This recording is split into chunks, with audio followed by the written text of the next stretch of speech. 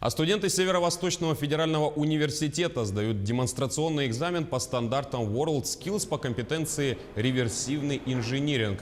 Экзамен покажет уровень по прикладным навыкам студента, участие же в проверке добровольное. В основном экзамен сдают студенты направлений кафедры электроснабжения.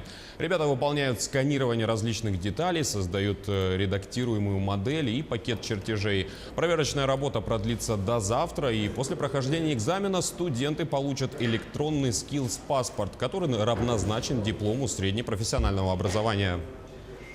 Экспертное сообщество реверсивного инжиниринга постановило, что в принципе мы здесь, в Якутии, будем одним из тех, кто будет продвигать российскую компетенцию на международную арену. То есть это страны циркумполярного края и страны Востока. Соответственно, на это нас очень сильно рассчитывает город Москва и Россия.